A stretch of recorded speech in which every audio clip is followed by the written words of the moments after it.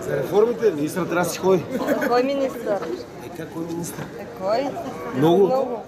Кои за нищо не става от тях? Ама кои сте? Ще ми зададат тия въпроси, аз не ги задата на тях. Ама защото Какво правите с нас? На протест? Да.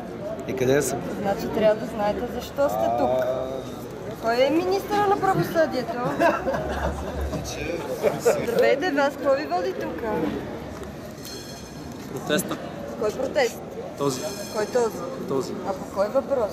Имам фобия от камери, моля ви не ми снимайте. Как се казва министъра на правосъдието?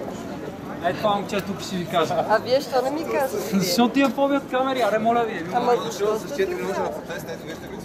А вие? Не е приятно да ме снимате. А що сте дошли на публично събитие? Какво ви води насам?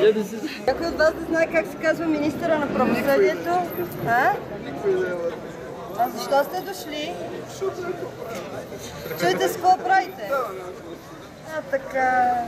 Как се казва министъра на правосъдието? Това е глупо. Кое? Да кажете... Кой е министъра? Интересни въпроси. Добре, главният прокурор, знаете ли как се? Защо сте тук? Също интересен въпрос.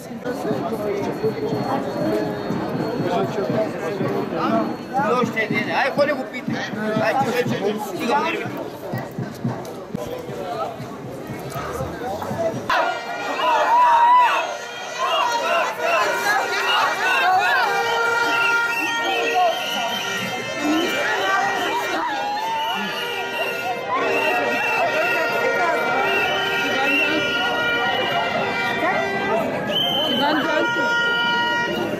Коя оставка искате? Коя оставка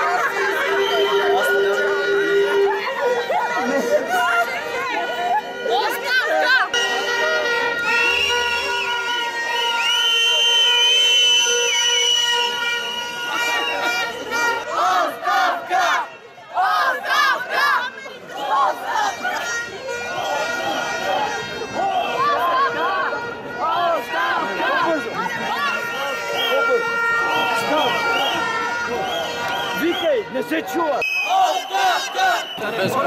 За реформите? В какво?